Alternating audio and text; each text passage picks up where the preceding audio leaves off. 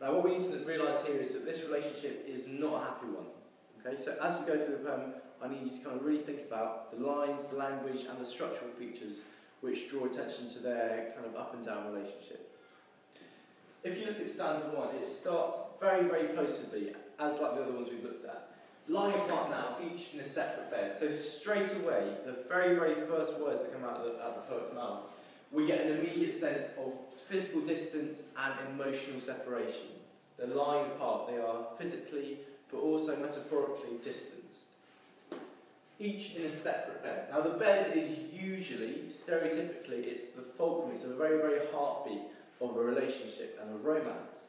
But here, the fact that they're in a separate bed, again, it tells us that they are far away from each other, in a physical sense, but also in an emotional sense. He with a book, keeping a light on late, she like a girl, dreaming on of childhood. So, like the other poems, they're structurally different as well. They're structurally separated. It looks like they're kind of both doing things to keep each other busy, to make sure they don't actually have to talk to each other. All men elsewhere is as if they wait some new event. It's like they're waiting for death to come and separate them. So they are awkwardly pieced together. They're awkwardly in this relationship, in the same room, trying their best to stay apart. The book here he holds unread, her eyes fixed on the shadows overhead. So this lovely rhyming couplet at the very, very bottom, it creates quite an ominous idea, the fact that the shadows overhead could be an oncoming problem, a problem which hasn't been covered yet, but it also could be death coming.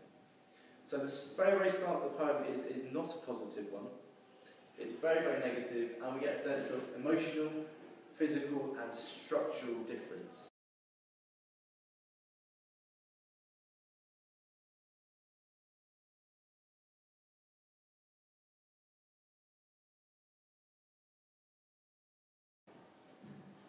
In stanza 2, if you look at this one, it says, tossed up like flotsam from a former passion, how cool they lie.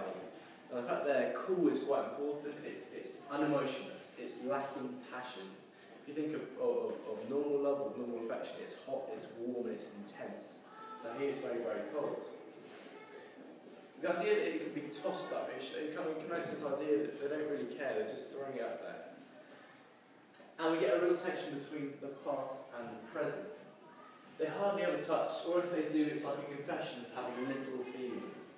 And what we see persistently throughout the poem is an idea of religious imagery being brought in.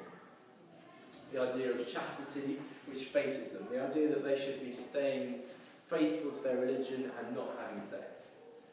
A destination for which their whole lives have been a preparation. It's this idea again that their whole lives are preparing them for the idea that they could not be having sex. So again, in stanza 2, it's perpetuating this idea that they shouldn't really be together.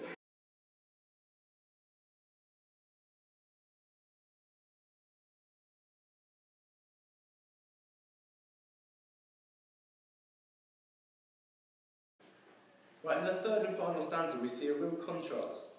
We see that the mood and the tone and the language changes for the positive here. The first line, strangely apart, yet strangely close together, actually it kind of epitomises the change here. So the idea that they could be apart, which we've seen throughout the whole poem so far, yet close together is quite interesting. What Jennings is implying here is the idea that because they're so far apart, because they're so alone, they're so isolated, they're actually very, very similar, they're actually kind of drawn together. This is kind of mirrored even further through the simile, silence between them like a thread to hold. So the thread being something which is very thin and fine, but it's still drawing them together, it's holding their relationship together.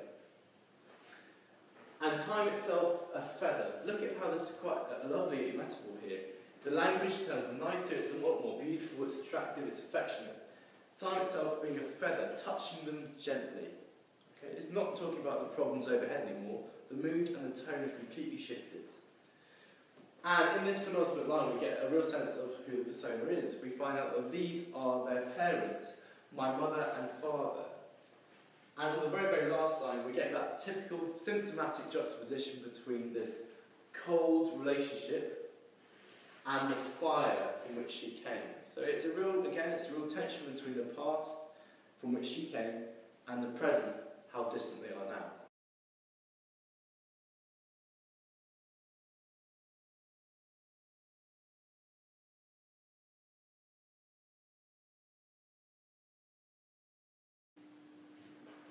Right, so finally, if you look at the structure, the irregularity of the structure does embody the whole mood of the relationship and of the poem. The fact that it's always changing, the fact that there are constant caesurae breaking up the rhythm, perhaps could be mirroring the fact that this relationship is not comfortable, is not easy, and it's not natural. There are 3 6-line stanzas, but the rhyme scheme is constantly changing too. It alternates between kind of A, B, C to a rhyming couplet, and changes again. So what we'll be seeing here is a real contrast between the past and present, perhaps demonstrating the rhyme scheme. The rhyme scheme could be, as I said before, linking to this relationship the idea that it's always changing, that it's never consistent, and that it's not really what it should be.